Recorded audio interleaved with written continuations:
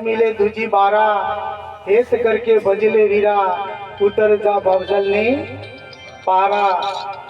आ भवजलनी पार उतरवा माटे आ मनुष्यनो આપણને અવતાર મળ્યો છે અને ગુરુના ચરણમાં જ્યાં બસે આપણને આ વાત સમજવા મળે છે।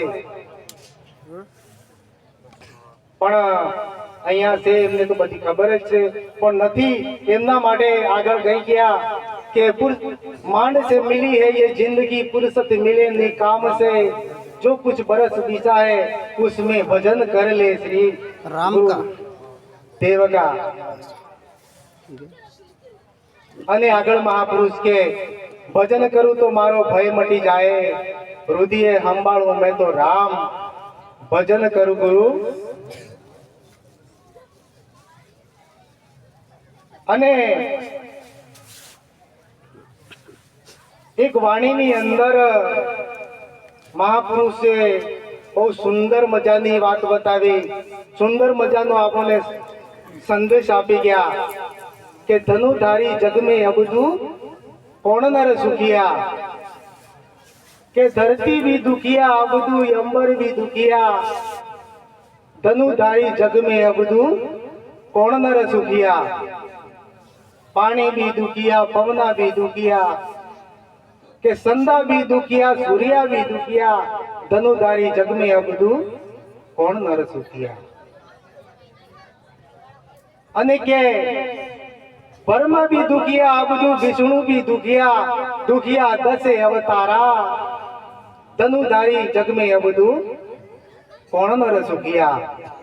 तो सतगुरु गोरखनाथ एक इशारो करे अने कैसे अरे के भजन करे सो नर सुखिया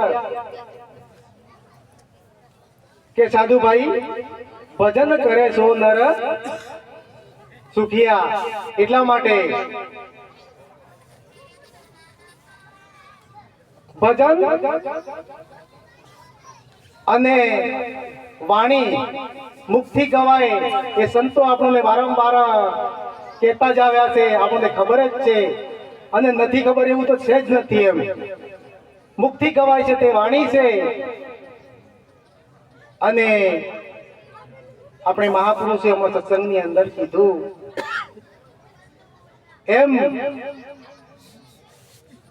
ભજન તો કોઈ અલગ વસ્તુ છે અને આપણા ગુરુ મહારાજ જોડે જ છે અને ખાસ કરીને આપણને ભજન મેળવી લેવું પહેલું કર્તવ્ય છે આપણે એમ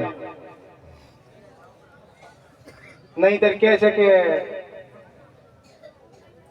ગાયા સો બંદે કબી ની પાયા પાર ये तो अणगाय ऐसे है तो नरसिंह मेहता जेवा महापुरुष कही गया मारो गातो गाये तो गाय એટલા ગોટા દુખ છે પણ આ ગાયેલું સમજીને ગાશે તો એનો બેડો પાર। અને આટલું કઈ મારી વાણી વિરામ આપું છું કદાચ મારાથી ભૂલ થઈ હોય તો મને માફ કરજો। बोल सतगुरुदेव की जय हो।